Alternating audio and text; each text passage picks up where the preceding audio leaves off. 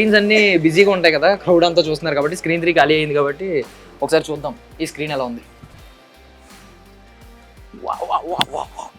This is screen 3.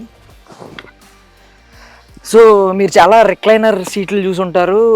దీని విషయానికి వచ్చేసరికి కొంచెం ఇక్కడ మనకి ఫుడ్ ఎంజాయ్ చేస్తూ పాప్కార్న్ తింటూ అలా సినిమా చూడడానికి అయితే బాగుందన్నమాట. And coming to this,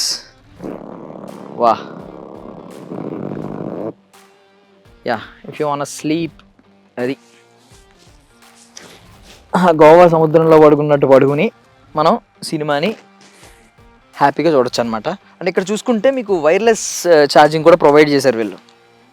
so మొబైల్ని ఇలా పెడితే, సో ఒకవేళ మీ బ్యాటరీ తగ్గిపోయినా కూడా, నార్మల్లీ సినిమాకి వచ్చే వాళ్ళందరికీ సజెషన్ చేసేది ఏంటంటే మీ మొబైల్స్ సైలెంట్లో పెట్టి పక్కన పెట్టేయండి అని.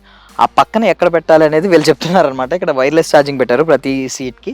సో వైర్లెస్ ఛార్జింగ్ పెడితే మీరు సినిమా చూసిన 2.5 hours ఆర్ 3 hours అయిపోయేసరికి మీ ఫోన్ కూడా చింత అవసరం లేదు, మీ ఫోన్ కూడా బ్యాటరీ ఫుల్ అవుతుంది.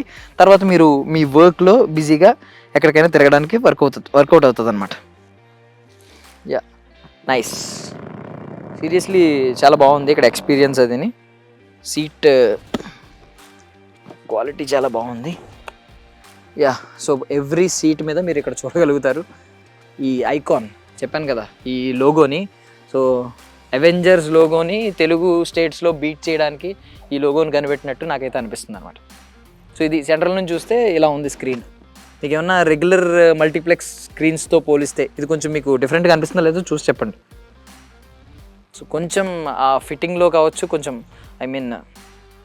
విడ్త్ కొంచెం పెంచినట్టుంది, లైక్ హైట్ కొంచెం డిఫరెన్స్, నాకు తెలిసి ఆస్పెక్ట్ రేషియో కొంచెం డిఫరెంట్గా ఉన్నట్టు అనిపిస్తుంది ఇందులో చూస్తుంటే.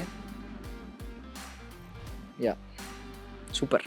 సో ఆల్రెడీ వీళ్ళు మనకి అయితే ఒక షో మీడియా అందరికీ కూడా వేశారు.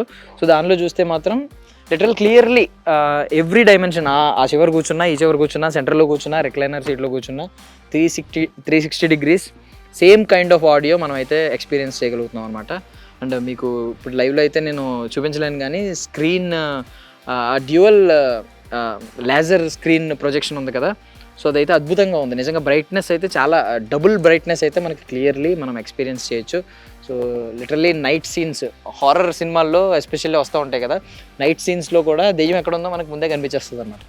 ఈ సీట్స్, ఈ థియేటర్, ఈ ఎక్స్పీరియన్స్ అంతా చూసిన తర్వాత నాకు ఒకటి అనిపిస్తుంది. సో బేసికలీ ఒక మహానుభావుడు చెప్పాడనమాట, చిరిగిన ప్యాంటు చిరిగిన చొక్కా అయినా తొడుక్కోగాని మంచి థియేటర్లో సినిమా చూడని. సో ఆ మంచి థియేటర్ అల్లు సినిమాస్. రండి.